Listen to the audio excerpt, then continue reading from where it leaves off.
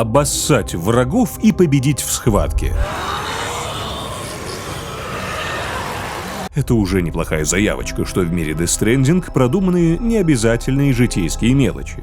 Но чтобы найти больше, мы заново прогулялись по разрушенной Америке в игре, прочитали новелизацию за авторством Кодзимы и Надзимы, перекопали игровую вики, перелистали 300 страниц артбука и добили философии гениальной игры, огромным анализом вселенной Death Stranding. Как живут обычные люди в мире, где умереть значит потенциально уничтожить все вокруг? Что едят выживальщики? Кто обеспечивает их безопасность и здоровье? Чем занимаются те, кто не стал героем или курьером? О мирной стороне Death Stranding написал сценарист Дмитрий Епихин, текст озвучил Андрей Хайвер, а смонтировал все в ролик Android. Вы на канале FunPay, не только торговой площадки, которую заботят игроки, но и игрового блога, который заботит игры. И мы гениально начинаем.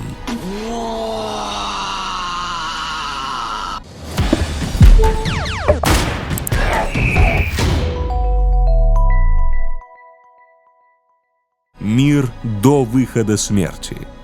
После выхода смерти мир изменился до неузнаваемости.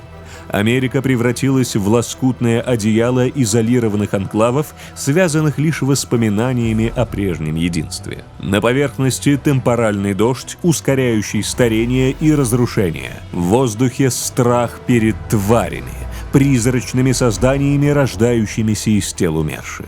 Люди ушли под землю, в бункеры и укрепленные узлы, боясь не просто смерти, а того, что за ней следует. Но что было до? Америка была на вершине технологического и социального прогресса, но уже тогда в ней зрели семена распада.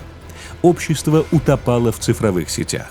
Социальные медиа связывали людей через мгновенный обмен мыслями, фотографиями и видео. Лайки стали не просто кликами, а валютой социального признания, вызывая выброс окситоцина и создавая иллюзию близости и одобрения. Но за этим фасадом процветала изоляция. Люди все больше отчуждались друг от друга, теряя доверие к властям, которые не могли обеспечить ни справедливости, ни безопасности. Автоматизация и искусственный интеллект усиливали ощущение заменимости, порождая тревогу и психологическую нестабильность. Социальные сети, несмотря на их удобство, вызывали опасения из-за слежки и утраты личной свободы, что многие считали неприемлемой ценой за связанность. Социальные изменения затронули и личную жизнь. Среди молодежи набирали популярность асексуальность и демисексуальность, что привело к снижению рождаемости еще до катастрофы. Общество было пропитано разочарованием, политические провалы, экономическое неравенство и технологическое отчуждение подтачивали его основы. Люди все больше зависели от цифрового общения, уходя в изоляционистский образ жизни, который стал предвестником постапокалиптического мира. Рынок убежищ процветал. Компании вроде American Survival Shelters, серьезного военного подрядчика, строили элитные бункеры и противоядерные укрытия для правительства и состоятельных клиентов.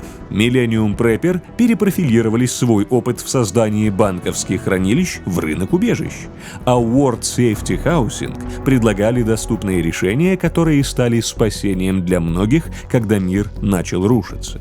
А потом случился взрыв. Выход смерти стал точкой невозврата, окончательно сломав хрупкое равновесие. Взрыв, изначально объявленный террористическим актом, уничтожил Манхэттен, оставив гигантский кратер и унеся жизни миллионов, включая президента США. Это событие обрушило экономику, деньги утратили ценность, их заменили ресурсы и лайки, отголосок доапокалиптических социальных сетей, ставшие новой валютой в бартерной системе. Политическая стабильность рухнула, породив хаос. Сепаратистские группировки и террористы, отвергающие попытки правительства восстановить порядок, усилили свое влияние, обвиняя власти в катастрофе. Общество раскололось. Выжившие укрылись в бункерах, укрепленных городах-узлах или кочевых группах, адаптируясь к новым экологическим и сверхъестественным угрозам. Катастрофа породила тварей. Темные призрачные сущности, сформированные душами погибших, выброшенных на берег. Новое пространство между жизнью и смертью. Вера в загробную жизнь угасла, и берег стал восприниматься как неизбежная судьба, где души застревают в лимбе. А отправиться на тот свет стало проще простого. Достаточно было выйти на улицу, на которой лил темпоральный дождь.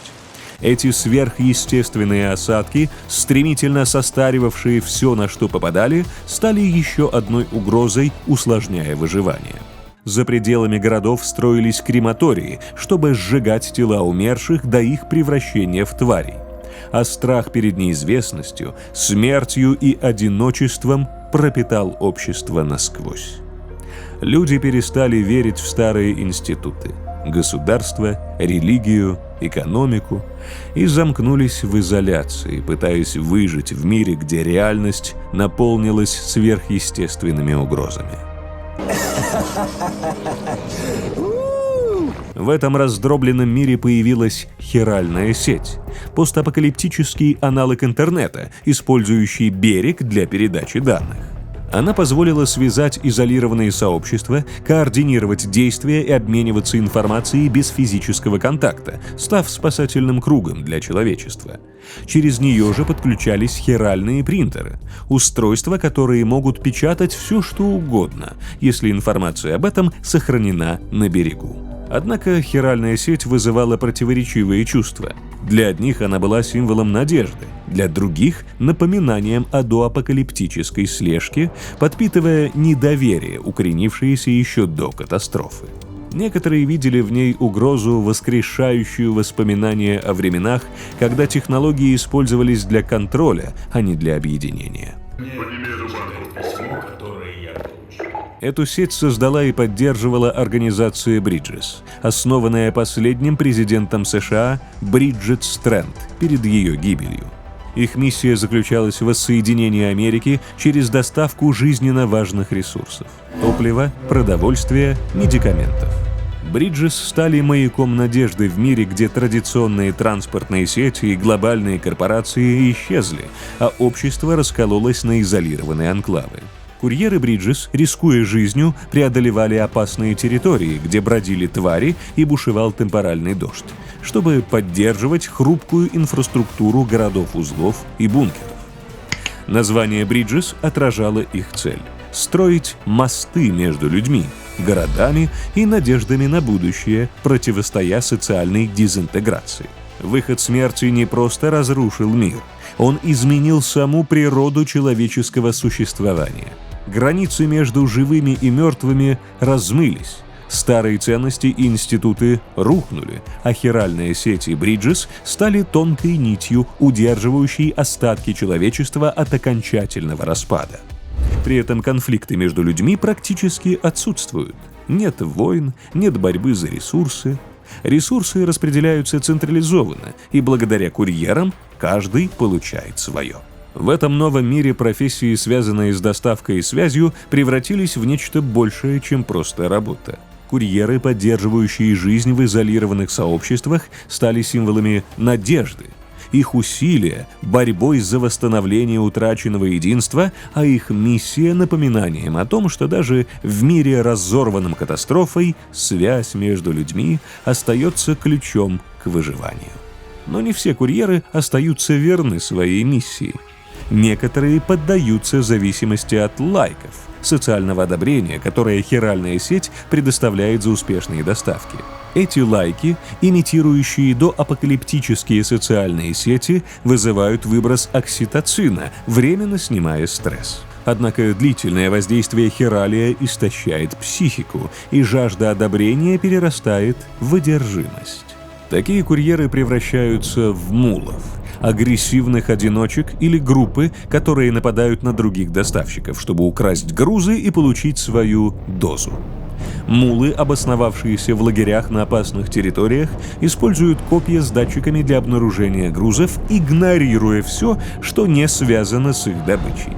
Их действия не мотивированы идеологией, а лишь инстинктивной потребностью, превращающей их в изгоев, которые утратили связь с изначальной целью доставок – объединением людей.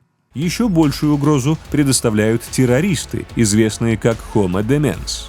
В отличие от импульсивных мулов, они действуют из идеологических убеждений, отвергая идею объединения человечества через хиральную сеть. Для них выход смерти сделал берег реальностью, обнажив хрупкость существования. Они видят попытки Бриджес восстановить Америку иллюзией, которая лишь продлевает агонию. Homo Demens верят, что аннигиляции, разрушительные взрывы, вызванные превращением мертвых тел в тварей, это способ ускорить неизбежный конец. Они атакуют города-узлы и курьеров, используя продвинутое оружие, включая огнестрельное, и даже манипулируют хиральными технологиями, чтобы вызывать темпоральный дождь или тварей. Их лидеры, такие как Хикс, используют страх перед берегом, чтобы вербовать последователей, обещая освобождение через разрушение. Часто террористы — это разочарованные выживальщики, потерявшие веру в восстановление мира, или жертвы хирального загрязнения, усиливающего депрессию и апатию. И мулы, и Homo Demens — порождение мира, где изоляция, страх и хиральное загрязнение разрушают психику. Если мулы бессознательно поддаются зависимости, ища смысл в лайках, то террористы осознанно разрушают систему, считая ее ложной надеждой. Выживальщики. Среднестатистический житель мира Death Stranding — это человек, чья жизнь застыла в изоляции, в подземной капсуле, отрезанной от внешнего мира. Его дом — не уютная квартира с окнами на улицу, а герметичный бункер, набитый системами жизнеобеспечения. Фильтры воздуха, запасы синтетической еды, медикаменты, высокофункциональные жидкости и все, что нужно, чтобы протянуть еще один день. Об энергии беспокоиться не приходится. Жилища питаются за счет ветра, который постоянно дует из-за особенностей ландшафта или от солнечных батарей. Эти убежища — настоящие крепости, спрятанные глубоко под землей, где стены из бетона и стали защищают от темпорального дождя, тварей и прочих кошмаров постапокалипсиса. Выйти наружу все равно, что сыграть в русскую рулетку с заряженным револьвером, поэтому многие не покидают своих укрытий годами, а второе поколение, рожденное уже после выхода смерти, вообще не знает, что такое небо или трава. Для них поверхность — это страшная сказка, а рассказы стариков о стране или о том, как люди когда-то гуляли по паркам и поднимались в небо на самолетах, звучат как древние мифы, которым трудно поверить. Жизнь в бункере — это одиночество, возведенное в абсолют. Здесь нет соседей, нет улиц, нет случайных встреч. Каждый человек сам по себе, заперт в своей металлической коробке, где единственное окно в мир — это голографический экран хиральной сети. Сеть, связывающая бункеры и города-узлы, заменила старый интернет, но вместо мемов и споров в комментариях она несет лишь сухие сообщения о поставках да редкие символы благодарности в виде лайков. Физические контакты с другими людьми — редкость, почти неправда. Нет. Курьеры, эти неутомимые странники, рискуя жизнью, приносят еду, медикаменты и даже биологический материал для искусственного воспроизводства. Без них бункеры превратились бы в могилы, но даже их визиты не снимают тягостного чувства отчуждения. Общение с курьерами — это максимум человеческого взаимодействия, на которое может рассчитывать житель, и даже оно ограничено негласным протоколом. Принял груз, поставил лайк, закрыл шлюз. Психологическое состояние таких людей — это коктейль из апатии, паранойи и эмоционального выгорания. Вера в государство, религию, экономику, да и в других людей давно рассыпалась в прах вместе с Манхэттеном. Никто не мечтает о лучшем будущем, его просто нет в их картине мира.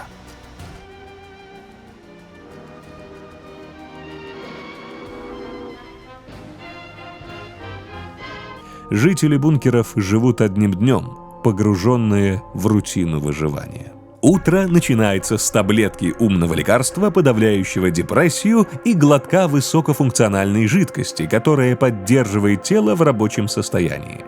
Это не про здоровье ради долгой жизни, а про то, чтобы не умереть случайно и не стать тварью. Сигарета, синтетический кофе или редкий момент, когда голографический интерфейс показывает что-то, кроме отчета о поставке – вот и все радости. Жизнь сведена к выживанию, а выживание к механическому повторению одних и тех же действий. Безумие.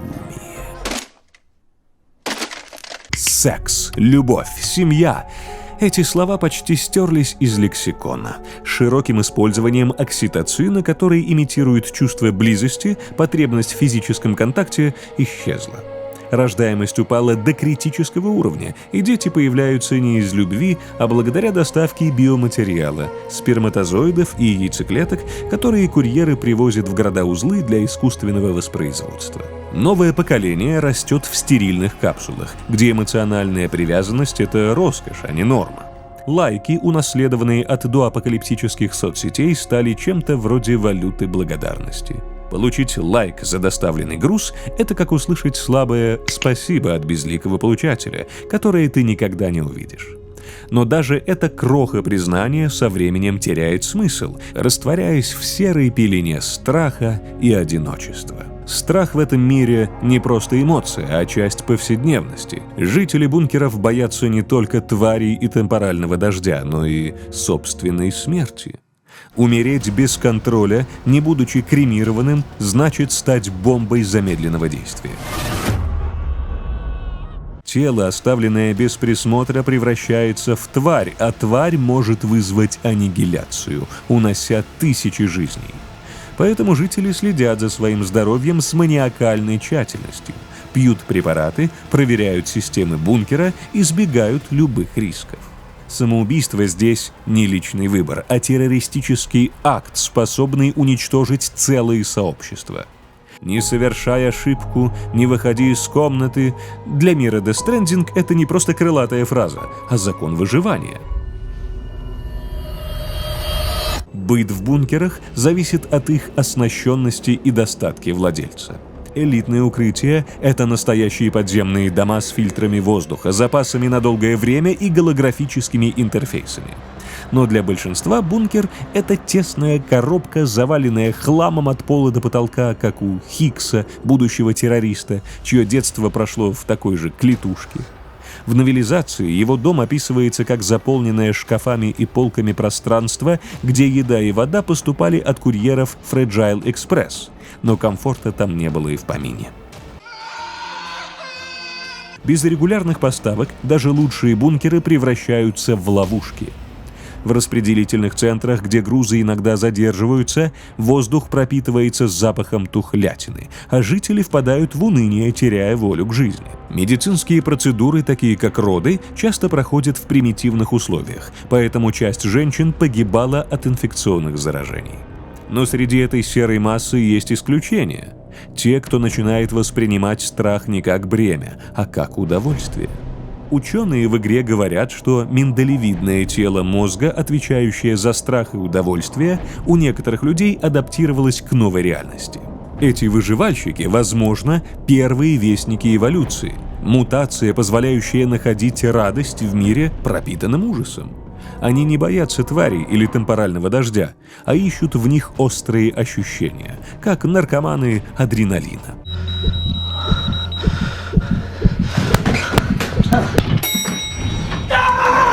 Но это редкость, исключение из правил.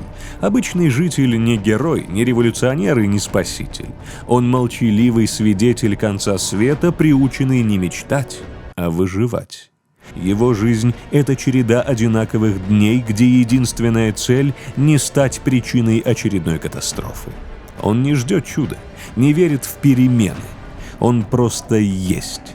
Большинству этого в мире Death Stranding достаточно.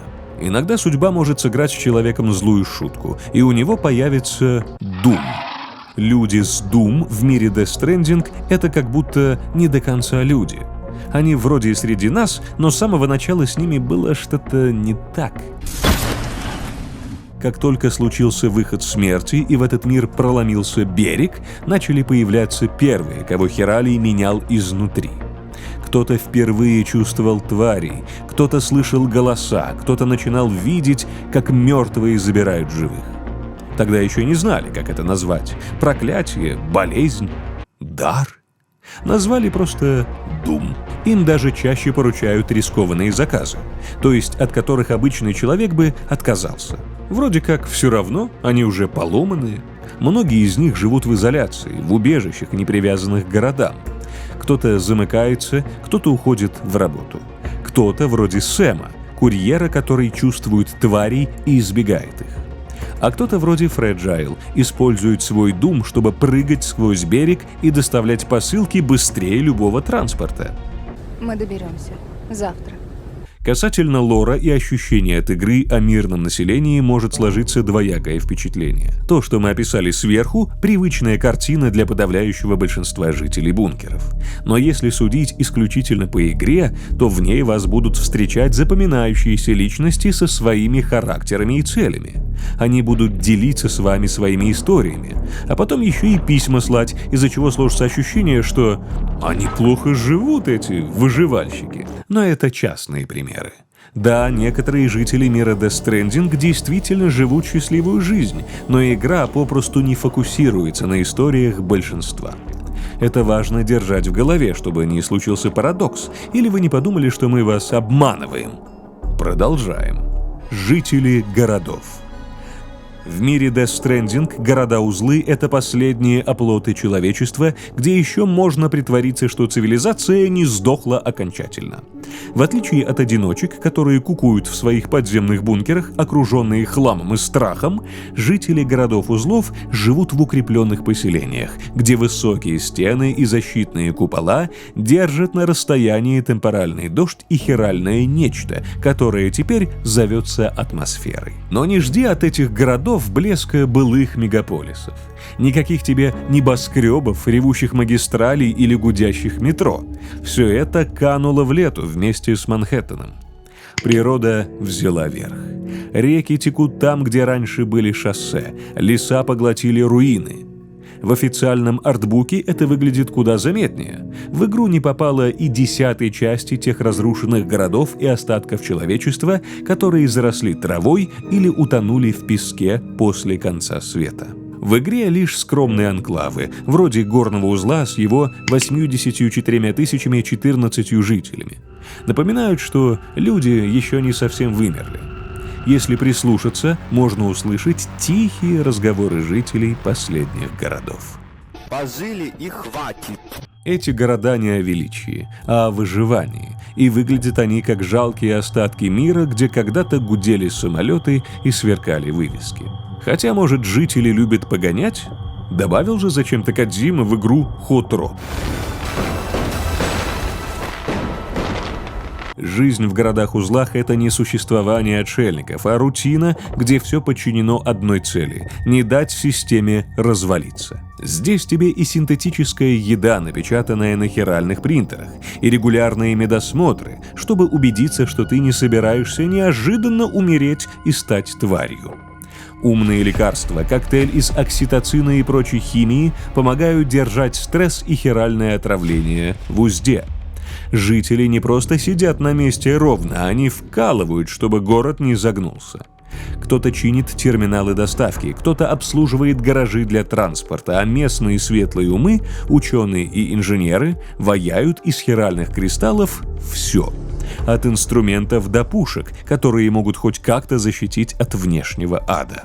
По сравнению с бункерами в городах-узлах есть хотя бы намек на социальную жизнь. Люди видят друг друга не только на экранах хиральной сети, но и вживую, в общих зонах, где можно перекинуться парой слов или хотя бы убедиться, что ты не последний человек на Земле. Это не тусовки, но все же лучше, чем пялиться в стены своей капсулы. Эти крохи взаимодействия – все, что осталось от того, что раньше называлось обществом. Но даже здесь люди держат дистанцию. Общение часто уходит в цифру, в сухие сообщения через сеть, а настоящие эмоции подменяются таблетками, которые заставляют чувствовать себя чуть менее мертвым внутри. Безопасность – главное, чем гордятся города-узлы. Высокие стены, купола и тщательно продуманное расположение вдали от зон темпорального дождя дают ощущение, что ты не просто ждешь, когда тебя утащит тварь или растворит хиральный ливень. Крематории, где сжигают тела, чтобы не плодить новых тварей, строят подальше от городов, чтобы минимизировать хиральное загрязнение. Но не все так радужно. Террористы Homo Demens, эти психи, которые считают, что объединение Америки – пустая затея, иногда решают напомнить о себе. Взять, к примеру, Южный узел. Одна бомба – один взрыв. И полгорода превратилось в могилу для десятков тысяч человек. Такие атаки – редкость, но каждый раз, когда они случаются, стены и купола кажутся не такими уж надежными. Это как жить в крепости, зная, что враг может подкатить с тараном в любой момент. И все же, при всей этой стабильности, городская жизнь порой душит не хуже бункера. Все слишком правильно. Еда приходит по расписанию, медосмотры как по часам, защита работает как швейцарские часы. Но некоторые начинают задыхаться от этой упорядоченности. В детстве тебе часто снились кошмары. Ты вечно из-за них плакал. Был случай с фотографом, который сбежал из города вместе с женой и ребенком. Он говорил, что все в городе было идеально. Еда, медицина, защита – все идеально. Но эта идеальность убивала. Люди отвыкали думать, брать на себя ответственность, жить. Все делалось за них. Терминалы выдавали еду, сеть – информацию, таблетки – эмоции. Он сбежал в изолированное убежище, где жизнь – это борьба. Еду надо планировать, техника ломается, связь глючит. Но он считал, что это честнее, чем быть винтиком в машине, которая просто поддерживает твое существование. Такие истории редки, но они, как заноза в заднице, напоминают, что даже в городах, где все работает, смысл жизни может ускользать, как песок сквозь пальцы.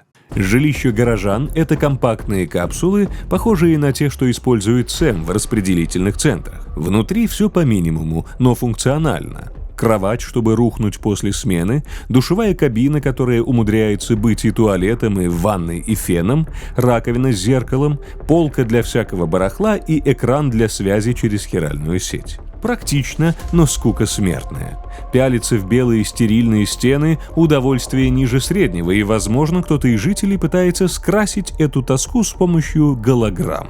Если уж в палате Бриджит Стрэнд, последней президентши США, использовали голографические пейзажи, то почему бы какому-нибудь работяге не включить себе виртуальный лес или пляж, чтобы не сойти с ума? Это не решает проблему, но хотя бы дает иллюзию, что ты не в консервной банке. А потом уж можно откинуться на кушетку, включить хиральное шоу и трапезничать. А трапезничать чем? Еда. По большому счету, жители постапокалиптической Америки едят то же самое, что и до конца света. Но едва ли что-то из этого можно назвать хоть как-то вкусным. Практически вся еда синтетическая и делается с помощью хиральных принтеров. Изысканный ли у нее вкус или это просто мягкая пластмасса, остается гадать. Может, спутали? Но некоторые выживальщики продолжают заказывать блюда, которые напоминают им об ушедших днях.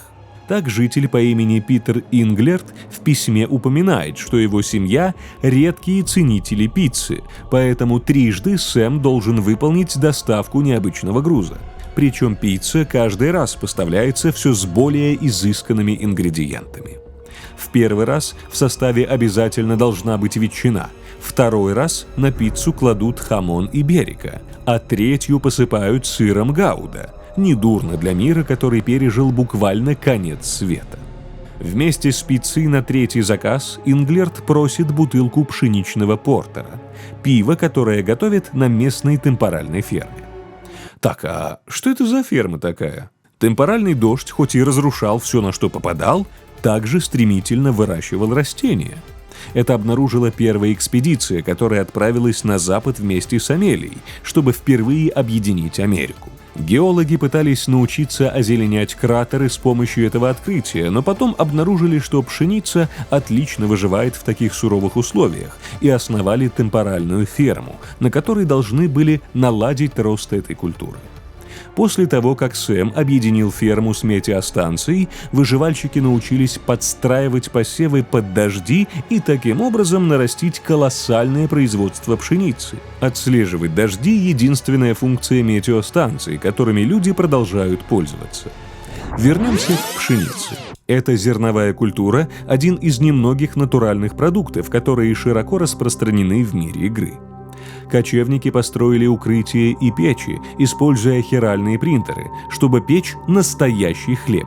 Не синтетический суррогат, а нечто, пахнущее домом. Из нее начали готовить основы для пиццы и даже варить пиво с шампанским, которое потом распространяют по убежищам и крупным городам. Пару раз Сэм доставлял огромные партии пива для вечеринок. Поэтому не сказать, что люди бедно питаются. Если открыть список заказов, то можно увидеть соки, свежие булочки для хот-догов, пышный хлеб, ликер, приготовленный на основе горной родниковой воды. Поэтому жители мира не сильно отличаются от меня, который заказывает эклеры в час ночи через мобильное приложение. Недостатка в продуктах они точно не испытывают. За исключением фермы, люди практически не добывают еду своими силами. Кто-то изощряется с готовкой или ходит кушать на вершину горы для лучшего аппетиту, но никто не занимается охотой. Фауна в игре практически отсутствует. Да и зачем убивать последнее живое существо на планете, если принтер быстро напечатает тебе аппетитный гамбургер?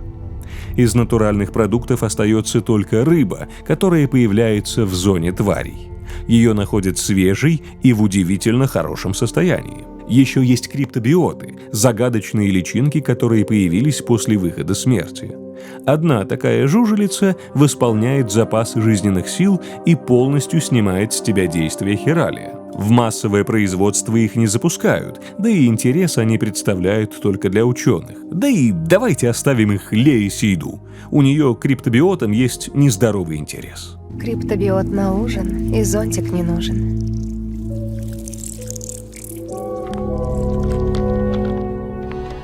Ностальгия. Ностальгия в этом мире как хроническая болезнь. Люди оплакивают Америку, где были небоскребы, шоссе и аэропорты, а не руины вроде заброшенного торгового центра в среднем узле, который теперь лишь напоминает о прошлом.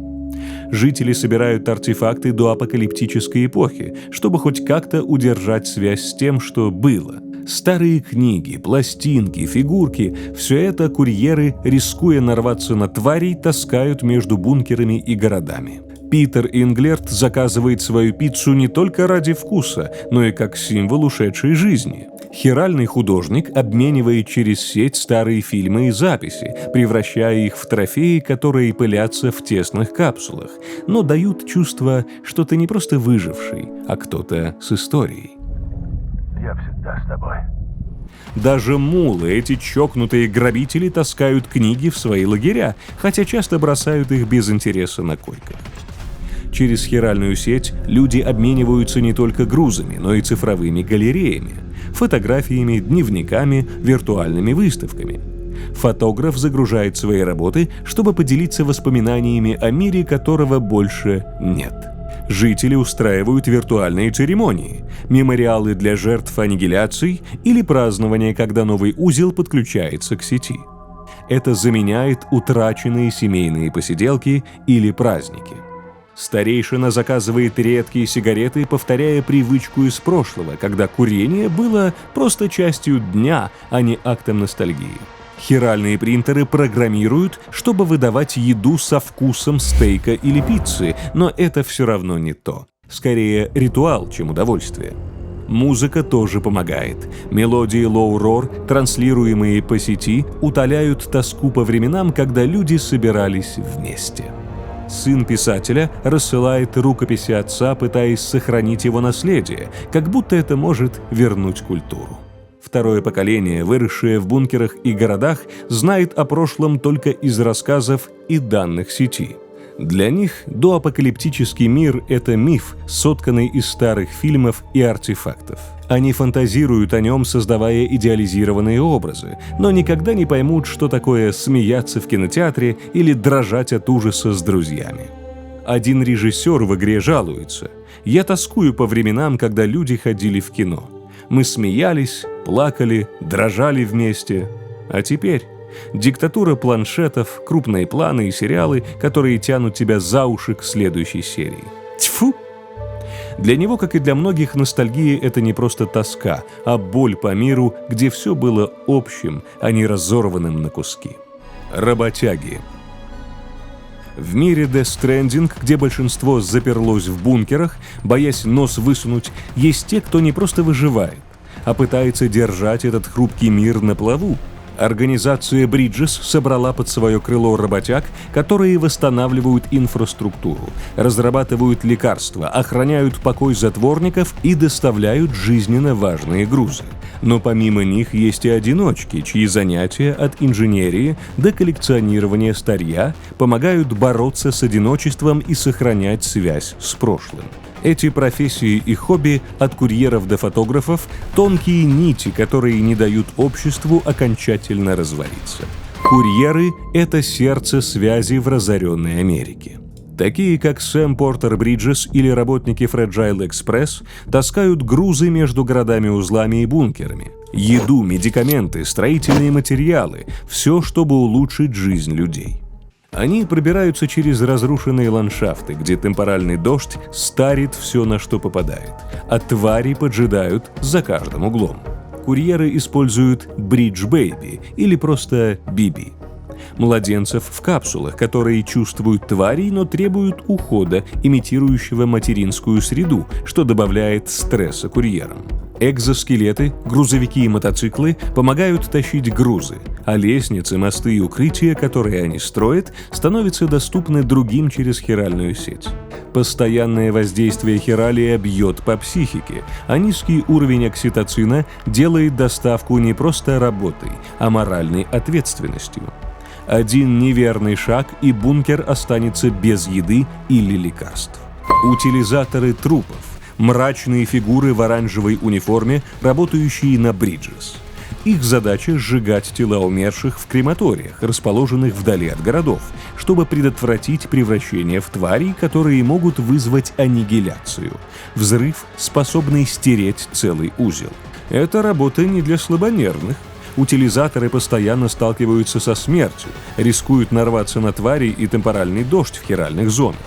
Психологическое давление огромно. Одна ошибка, и ты виновен в катастрофе. Жители избегают говорить об их работе, что делает утилизаторов еще более одинокими. Их роль критически важна, но они платят за это изоляцией, ведь даже в городах-узлах к ним относятся с опаской, как к вестникам смерти. Ученые и медики — это те, кто пытается понять, как выжить в мире, пропитанном хиралием. Геологи изучают хиральные кристаллы и смолу, появляющиеся в местах хиральных выходов, чтобы разобраться, как они влияют на почву и растения. Эвобиологи исследуют, как выход смерти изменил генетику людей и других организмов, разрабатывая технологии вроде улучшенных адродеков, сканеров, которые помогают курьерам и фермерам анализировать окружение и обнаруживать тварей с помощью BB. Медики, одетые в кроваво-красную форму, проводят осмотры через автоматизированные системы в бункерах, передавая данные врачам в городах-узлах. Если вам интересно, костюм красный, чтоб враги не видели, как я истекаю кровью. Они разрабатывают умные лекарства, обезболивающие, окситоциновые препараты и антистрессовые средства, которые помогают справляться с апатией и хиральным воздействием.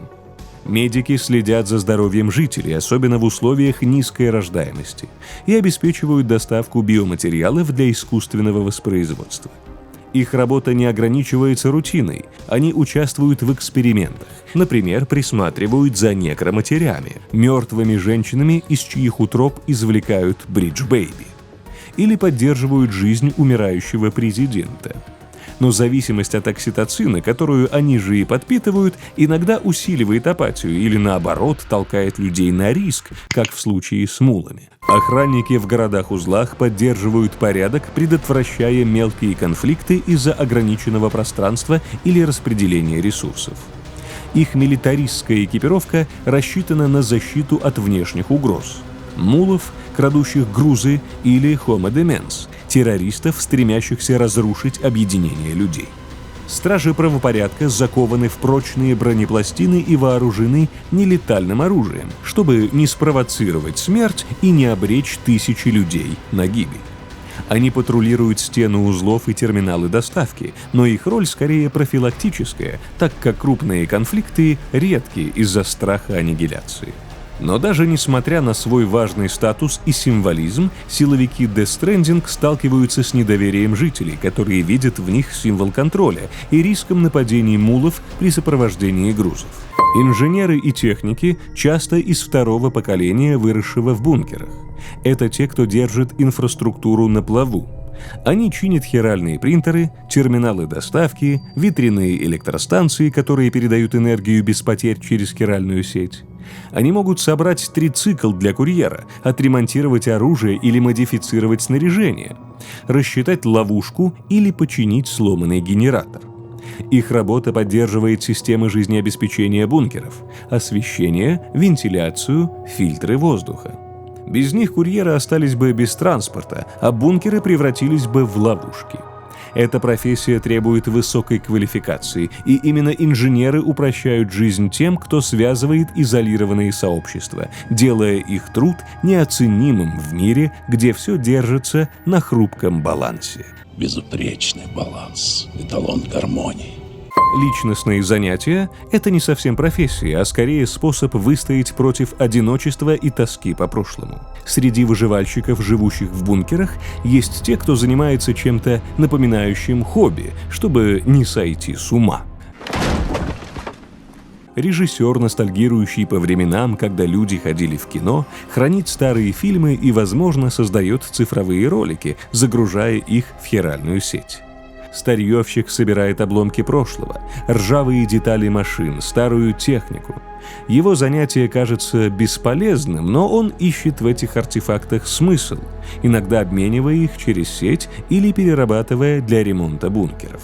Это опасно. Выход на поверхность грозит встречей с тварями или темпоральным дождем, но помогает справляться с изоляцией. Любитель фигурок, фанат Люденс, живет среди мулов, окруженный коллекцией доапокалиптических артефактов. Фигурками, книгами, пластинками. Его страсть к собирательству – это попытка сохранить связь с культурой прошлого, но тесное пространство и угрозы нападений усложняют задачу. Курьеры доставляют ему редкие предметы, каждый из которых – трофей, символ утерянного мира. Его коллекция поддерживает моральный дух, напоминая о временах, когда жизнь была проще. Фотограф, как тот, что ушел из города с семьей, бродит по поверхности, снимая разрушенные ландшафты и остатки цивилизации, несмотря на риск встречи с тварями.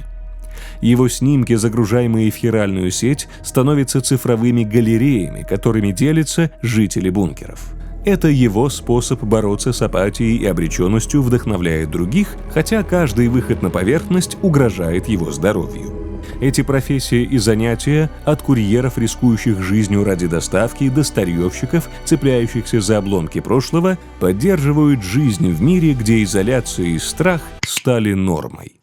Курьеры и утилизаторы предотвращают коллапс. Ученые и медики помогают выживать в хиральной реальности, инженеры держат технику на ходу, а личностные хобби, вроде фотографии или коллекционирования, дают людям смысл. Вместе они, сами того не всегда осознавая, ткут сеть надежды, которая не дает человечеству окончательно раствориться в берегу. Даже в мире, где люди годами не видят неба, а страх — это не чувство, а часть воздуха, находятся те, кто продолжает печь хлеб, собирать пластинки, писать письма. Кто-то прячется в капсуле с таблетками и синтетическим кофе, кто-то находит утешение в пицце, рыбалке или фигурках Люденса. Кто-то умирает в одиночестве, а кто-то, рискуя всем, строит мосты. Мой сын. Мой мост в будущее. Мы постарались охватить жизнь большинства жителей мира Death Stranding, тех, кто не супергерой и не злодей, а просто человек, который хочет дожить до завтра. Мы показали, как выживают они, чем питаются, о чем тоскуют и почему все еще цепляются за память о прошлом. Но важно помнить, это далеко не весь лор. Кодзима вообще наворотил много псевдонаучных и мистических вещей, которые так или иначе влияют на мирных жителей. Наверняка есть регионы и территории, куда курьеры пока не добираются, и интересно было бы узнать, как люди живут там. В Death Stranding 2 нас ждут новые города, новые профессии и, возможно, новые способы жить и выживать. Если вам интересно продолжение, ставьте лайк. Если хотите больше узнать о лоре других игр, поделитесь мыслями в комментариях. Если не хотите пропустить следующее видео, включите колокольчик уведомлений. И, конечно, подписывайтесь на канал. Спасибо за просмотр и до встречи в других видео.